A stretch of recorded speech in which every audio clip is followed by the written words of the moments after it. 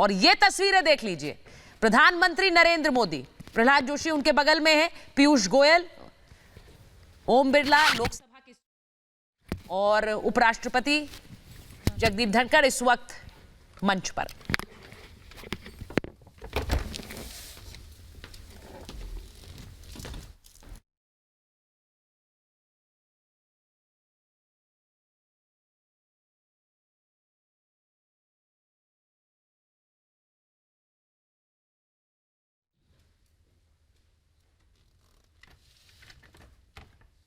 तो एक बार फिर प्रधानमंत्री नरेंद्र मोदी ने कुछ लोगों के साथ वहां फोटो सेशन हुआ है।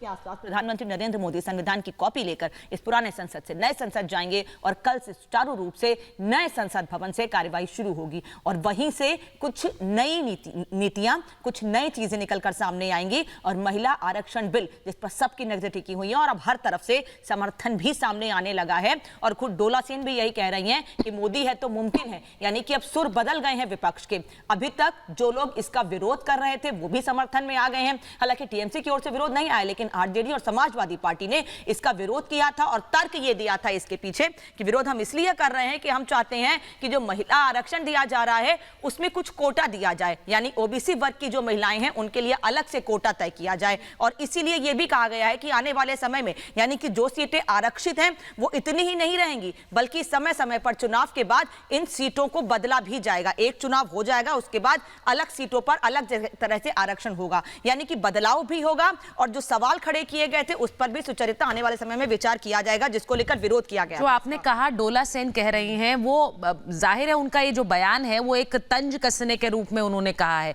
क्योंकि टीएमसी की वो सांसद हैं, लेकिन वो तंज इसलिए कस रही है क्योंकि महिला आरक्षण बिल को लेकर पार्टी के स्टैंड जरूर रहे, लेकिन उसे अमल में लाने की एक प्रतिबद्धता नहीं नजर आई। अब जब प्रधानमंत्री की इस कैबिनेट ने उसे पास किया है तो इस वक्त तमाम राजनीतिक दल ये बताने की और जतलाने की कोशिश में है कि इसके साथ हम खड़े रहे, विमेन रिजर्वेशन बिल के हम समर्थक रहे हैं और अगर आज मोदी कैबिनेट इसे ला रही है तो कोई बड़ा काम नहीं कर रही, क्योंकि हमने भी इसके प्रति प्रतिबद्धता जताई। लेकिन